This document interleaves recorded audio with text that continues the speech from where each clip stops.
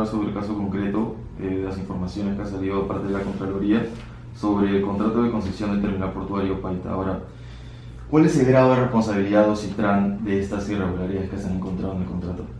Bueno, lo primero que quisiera indicar es que no son irregularidades probadas.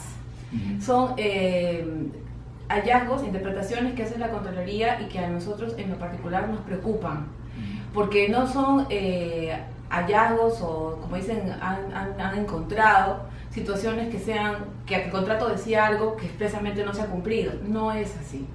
El contrato dice cosas que se han cumplido y la Contraloría interpreta. Y la interpretación no es un rol de la Contraloría para poder, entre comillas, encontrar hallazgos. Entonces, hay un tema central aquí, que es el que da este monto gigantesco de 6 millones, que tiene que ver con la calificación que se hace de obras adicionales, que ellos consideran que son obras mínimas. Exacto. Entonces, nosotros como funcionarios, tanto APN, Ocitran, en la intervención que en cada uno nos toca como nuestras competencias, APN representando al Ministerio y Ocitran en su rol de opinar en estos temas, lo que aplicamos para ver las normas que rigen una concesión es el contrato de concesión. El contrato es ley entre las partes y el contrato no dice lo que la Contraloría está señalando. El contrato es muy claro en su definición de qué cosas son obras mínimas y obras adicionales.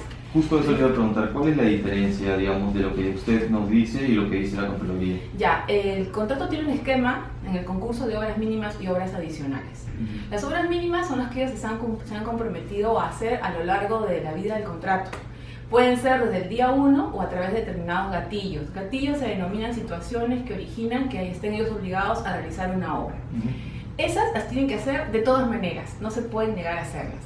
En cambio, las obras adicionales son otras obras que ellos no especifican claramente cuándo las van a hacer, pero se comprometen a hacerlas en algún momento del contrato con cargo a un concepto que se llama inversión adicional, que es un monto que ellos pusieron en el sobre la propuesta económica. Entonces, al decir ellos que existen obras adicionales, que en el fondo eran obras mínimas, lo que están diciendo es que no debió tocarse ese dinero de la inversión adicional para realizar esas obras, porque ellos dicen no eran obras adicionales, sino eran obras mínimas. Ellos están interpretando eso. Ellos interpretan eso. ¿Por qué? Porque estas obras que ellos mencionan son obras que están en un apéndice, en un anexo. Cuando nosotros revisamos el contrato tiene primero unas definiciones que te dicen qué es lo que para este contrato significa obra mínima y qué cosa es lo que significa obra adicional. En esas definiciones que están claramente expresas y que son objetivas, yo no estoy interpretando nada al decir de esto, se dice que son obras mínimas las que están en el anexo 9, apéndice 1, y obras adicionales las que están en el mismo anexo 9, apéndice 2. Y cuando vamos a ese anexo 9 está el listado de las obras, o sea, no hay nada aquí que interpretar, está el listado de las obras. Y en base a ese listado es que tanto la APN como Ocitran en su momento, ellos, digamos, aprobaron y nosotros en su opinión en el momento opinamos respecto a estos temas. Pero si está tan claro en el contrato, ¿por qué entonces la Contraloría entraría a interpretarlo? Esa es la pregunta que nosotros nos hicimos desde que recibimos la primera vez la opinión de la Contraloría en este sentido. Y la verdad es que como era tan desconcertante, porque mirábamos el contrato y no entendíamos, porque no estoy hablando de una parte del contrato, estoy hablando de varias partes, incluso de lo que es la propuesta técnica. Entonces creo que la primera vez hemos sido, entre comillas, sorprendidos por esa interpretación y no llegamos a entender por qué la Contraloría llegaba a esta conclusión. Después de toda esta situación que ha pasado, porque nosotros nos han notificado hace ya 10 días este informe, y nosotros estamos ya dándole vuelta y mirada a este informe que es bastante grande, hemos llegado a entender de dónde sacan ellos eso. Y hemos visto que nosotros interpretamos el contrato y aplicamos el contrato, y en algunos casos también aplicamos las bases, que a pesar de no ser parte del contrato pueden ser fuente de interpretación. Ni en el contrato ni en las bases está lo que ellos manifiestan. ¿Dónde está? Entonces hemos dicho que es un poquito de arqueología y hemos identificado que existe un documento que no es parte de las bases, que no es parte del contrato y que es un acta del Comité Pro Inversión. Esta acta, que es del año... es un acta que hace el comité. En algún momento es el comité que llevaba el concurso, ¿no? Es del 9 de marzo de 2009. El comité en algún momento se reúne y por razones que para mí son inexplicables, pero son respetables, dicen, fíjense, este anexo que es el referido a lo que son las obras que va a presentar el concesionario en su propuesta técnica, es mejor, dice, que únicamente estén referidos a obras mínimas. Y utiliza la palabra únicamente. Y así lo conversan en la sesión, porque así está en el acta, dice únicamente. Pero cuando ellos dicen, entonces vamos a aprobar la modificación a las bases, porque todo esto se rige no por actas del comité, sino por las bases. Entonces vamos a aprobar la circular 33. Entonces sacan la famosa redacción de la circular 33 en las que ellos intentan plasmar esto, pero no lo plasman bien, porque en la circular 33 no utilizan la palabra únicamente, que es para mí la clave de toda esta confusión. Porque si yo le digo a usted en este momento que usted debe tener únicamente su celular, usted me va a decir, solamente puedo cargar mi celular. Pero si yo le digo, usted señor traiga su celular, usted puede traer celular, lapicero, computadora, otras cosas más. Porque yo no estoy poniendo la limitación de únicamente. Esa palabra únicamente, que para mí es clave, ellos no la plasman adecuadamente en la circular 33. Por tanto, cuando modifican las bases, en las bases no se dice que únicamente la propuesta técnica deba ser obras mínimas, sino se dice prácticamente debe estar conteniendo las obras mínimas. Entonces, ¿qué entiende el postor? El postor entiende que la propuesta técnica debía contener las obras mínimas, pero también podía contener las adicionales. Y así lo presenta. Y tiene su separación, obras mínimas, obras adicionales, de manera muy clara. Cuando el comité recibe esas propuestas técnicas, no le pide aclaración, oiga señor, usted por qué ha presentado obras adicionales y todo esto era obra mínima. No, lo recibe así y así lo plasma en el contrato, con la división de obras mínimas y obras adicionales. Y así es como queda concebido el contrato y conceptuado en todo, digamos, los requisitos que usted advierte que se le piden al concesionario. Más aún, hay una adenda del año 2010, ¿no? En esta adenda, por si hubiese habido cualquier tipo de error, interpretación, duda, expresamente se modifica el numeral del contrato, que es el 1.1862, que está referido al concepto de inversión adicional. Y en este concepto de inversión adicional claramente se dice que es el monto de, digamos, de la propuesta económica del concesionario que va a ser utilizado para las obras previstas en el apéndice 2 del anexo 9. O sea, esas obras del apéndice 2 del anexo 9 son las obras que se denominan en este contrato como obras adicionales. Entonces, en el peor de los casos que estuviésemos hablando de que estas obras eran mínimas, bueno, eran unas mínimas que el contrato las llama adicionales y que se podían pagar con la adenda de la inversión adicional. Entonces no habría ningún perjuicio económico y sería un problema de nomenclatura. Un problema de nomenclatura bien raro, ¿no? Porque los contratos se interpretan de buena fe y de acuerdo a la común intención de las partes. Entonces, si yo digo que acá dice obra mínima, yo tendría que decir es mínima. No puedo decir es mínima, pero en el fondo vamos a revisar las circulares y resulta que es adicional, ¿no? Y en el supuesto negado que fuera una obra adicional, mínima, que se llama adicional, igual sería una obra mínima que se llama adicional, pero que se va a pagar con plata de la inversión adicional. Entonces no habría ningún perjuicio, porque salió de ese monto que según la adenda del año 2010 está ratificado que debió ser así. Entonces, ¿cuál es el problema de todo esto? Los funcionarios hemos aplicado nuestro contrato, hemos aplicado nuestras bases, hemos aplicado nuestras circulares, pero la Contraloría nos dice, bueno, es injusto decir Contraloría, los funcionarios de Contraloría que han analizado esto, me lo quiero generalizar, tienen la idea que no, que nosotros hemos debido interpretar o aplicar una acta de una sesión del comité que no es parte ni de las bases y que no es parte tampoco del contrato. Que no es necesariamente vinculante, digamos. No es vinculante, ni necesariamente ni innecesariamente, no es vinculante. Lo vinculante es el contrato y eventualmente, a falta de claridad del contrato, podemos irnos a las bases o a las circulares. No nos vamos a ir a un acta que va contra la letra de las bases, contra la letra de la circular, contra la letra del contrato. Porque eventualmente esta acta podría servir para aclarar situaciones, pero no para imponerse contra la letra de estos documentos. Entonces, esa interpretación que hace Contraloría es la que genera todo este tema de responsabilidades que ellos dicen haber encontrado. El tema del muelle, del reforzamiento del muelle Espigón, es un tema interesante, porque ahí la Contraloría lo que ha entendido es que el reforzamiento del muelle puede estar referido a lograr, digamos, a las reparaciones que ese muelle pueda recibir. Y el reforzamiento del muelle es un caso que está expresamente establecido en el contrato como un reforzamiento que no es cualquier reforzamiento, sino es un reforzamiento de la capacidad portante del muelle, que se refiere cuánto peso puede soportar ese muelle y que solamente está obligado a trabajar, a realizar el concesionario cuando se gatillen los 300.000 TEUs que no se han gatillado hasta la fecha. Entonces, esos son los trabajos de reforzamiento de la capacidad portante que no se han realizado a la fecha todavía. Sin embargo, ellos interpretan que no es capacidad portante, sino cualquier reforzamiento, cualquier reparación, cualquier rehabilitación del muelle. Es un tema bien técnico, pero que de repente en algún momento que ustedes tengan mayor tiempo o interés en revisar los documentos, se los podríamos mostrar, porque también es un tema muy técnico que Contraloría también entendemos, los funcionarios están leyendo de manera sesgada, están leyendo cualquier tipo de trabajo que realizan en el muelle cuando solamente es reforzamiento de la capacidad portante cuando se alcanzan los 300.000 TEU, que es un tema muy concreto y muy técnico.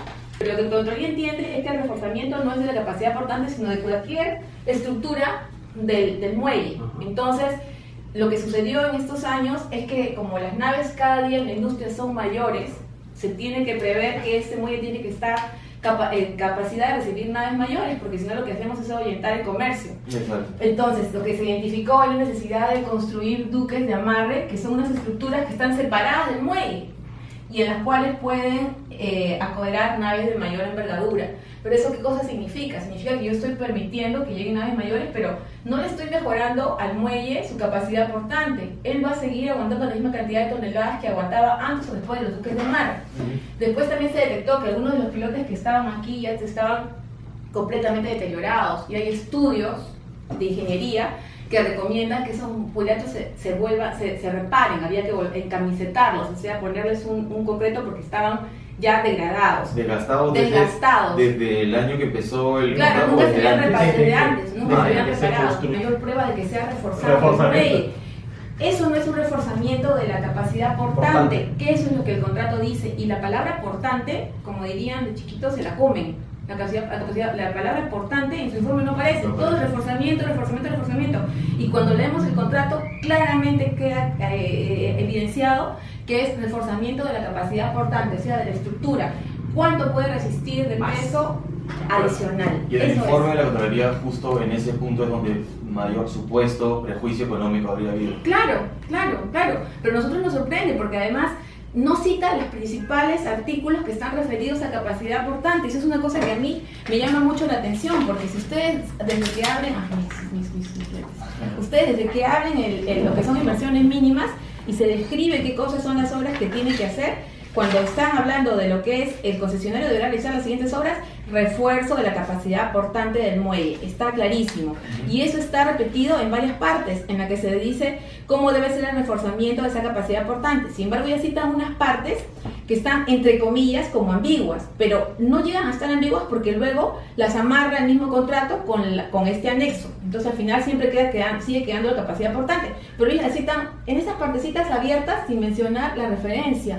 Entonces a nosotros nos llama mucho la atención porque es como que no han querido ver la palabra portante, y eso es clave porque incluso está hasta encuadrado capacidad portante del muelle, y aparte explican por qué, ¿no? Explican porque va a recibir mayor peso, mayor grúa, ¿no? Y porque además voy a dragar más, entonces tengo que hacer todo un escenario diferente. Tiene lógica, o sea, todo el contrato tiene una lógica, y con esa interpretación que da la Contraloría, esa lógica se rompe a tal punto que cualquier obra que quieran hacer el día de mañana resulta siendo obra mínima, porque para ellos este contrato no tiene obra adicional, todo es mínimo. Claro. Y es una cosa que es impensable, pues sería un perjuicio económico inmenso para cualquier postor. No, ningún contrato en el mundo habría salido así a... O sea, el mismo contrato, digamos, contradice un poco lo que la Contraloría está diciendo. Completamente. El contrato contradice completamente, las bases contradicen completamente. El único fundamento que ellos pueden encontrar es esa famosa acta que no es parte ni de las bases ni del contrato. En el informe de la Contraloría se dijeron que habían bastantes funcionarios o exfuncionarios involucrados, 20 y tantos. Ahora, ¿usted me puede confirmar la participación, digamos, o la negligencia de algunos funcionarios, en este caso por parte de OCITRAN o de la Autoridad Portuaria Nacional? Que no ha habido ninguna situación de negligencia.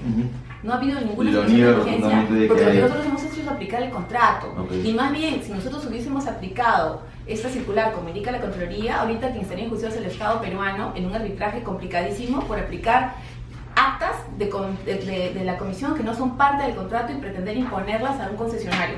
Este es un tema bien serio para mí, porque esto no solamente puede ahuyentar las inversiones, porque significa una interpretación así, falta de predictibilidad para el inversionista, sino también a nosotros como funcionarios públicos nos coloca en una posición muy delicada, porque resulta que para nosotros aplicar las normas que rigen nuestra actuación, ya no tenemos que ceñirnos a lo que nos manda la ley, sino a criterios que la Contraloría pretende imponer y que a nuestra luz no son aplicables en estos casos, ¿no? Entonces es muy complejo lo que él está haciendo, lo que están haciendo, y creo que no solo que nos complica a nosotros solo como funcionarios, complica al país, porque esto es un mensaje de cómo debemos actuar los funcionarios al momento que nos aproximamos a este tipo de temas. Entonces, la supuesta irregularidad acerca de los estados financieros que supuestamente no fueron presentados en estos primeros meses, de los primeros años del contrato, ¿a qué se debió esto?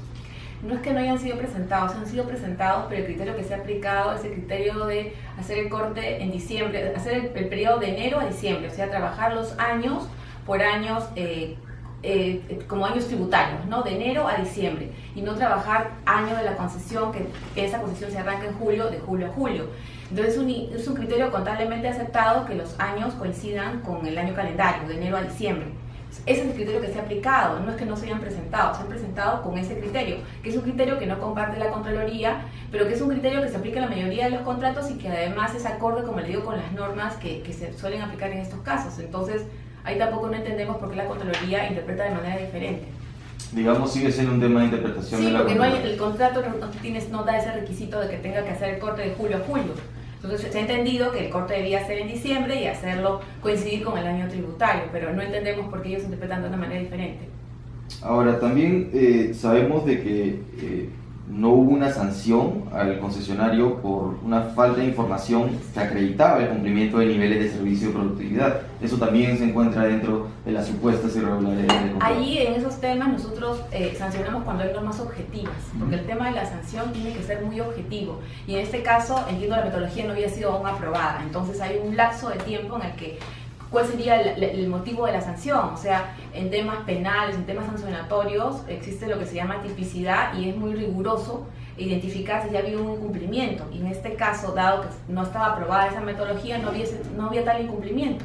¿Por qué ellos entonces dirían, la Contraloría en este caso, sí, por qué ellos encontrarían eso como una supuesta porque ellos se van de frente al contrato y no se dan cuenta que el contrato en realidad lo que permite es hacer un procedimiento para aprobar esa metodología, y eso no es el día 1 del contrato, eso tiene un proceso, ¿no? Porque incluso es una metodología que tiene todo un trámite que tampoco, digamos, no lo vemos acá, lo ve la autoridad portuaria y tiene un procedimiento que ellos han cuidado en seguir, pero Contraloría también tiene ahí una interpretación, en mi opinión, sesgada de lo que es el cumplimiento del contrato, ¿no? Claro, pero también se habla de que la Autoridad Portuaria Nacional modificó la metodología para la medición de los niveles de servicio y productividad, sobre todo en este caso. Sí, esas son funciones que tiene la Autoridad Portuaria, porque la Autoridad Portuaria lo que está buscando es que el sistema portuario camine, avance. Entonces hay una serie de situaciones que se tienen que plantear digamos, en el desarrollo de un proyecto portuario. Entonces,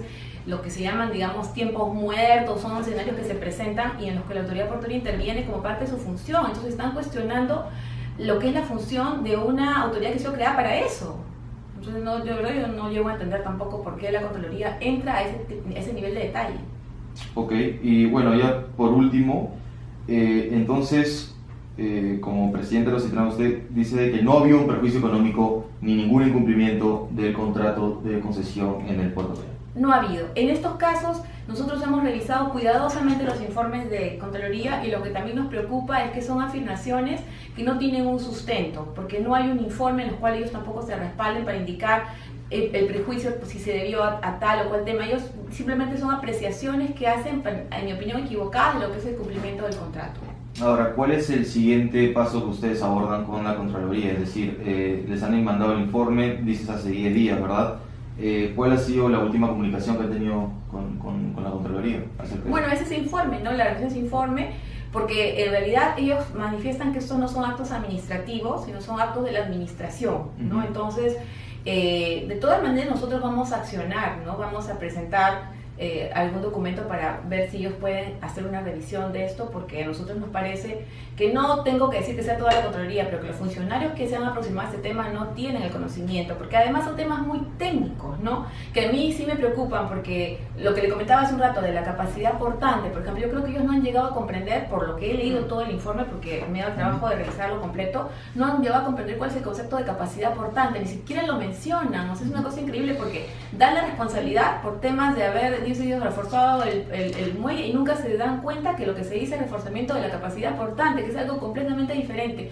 No hay un análisis, no hay un estudio, porque si ellos dicen que nosotros, digamos, como autoridad portuaria o como Citran, de cierta manera hemos dado interpretaciones, entre comillas, o aplicado el contrato de manera equivocada, y hemos causado perjuicio, ellos deberían haber hecho un estudio, en el caso, por ejemplo, de este muelle, y decir cuál era la capacidad portante en el momento que se hizo el estudio, cuál es la capacidad portante ahora, y en el escenario porque esa es una capacidad portante actual que es con un dragado de 13 metros, pero lo que te pide el contrato es que esa capacidad portante se refuerce en un escenario de un dragado de 15 metros. Entonces tendría que haber aparte un estudio que te diga cómo esas digamos, reparaciones que has hecho de alguna parte del muelle pueden contribuir, estando en un escenario de 13 metros de profundidad a un escenario de 15. Son números que se tendrían que haber echado en un estudio que ellos de ninguna manera lo han hecho, ni siquiera lo mencionan, ni siquiera lo comentan. Claro. Sin embargo, nos dan una responsabilidad por ese tema. Entonces, yo sí creo que aquí podemos pedir una revisión del tema de alguna manera, así digamos legalmente no está el camino, pero creo que finalmente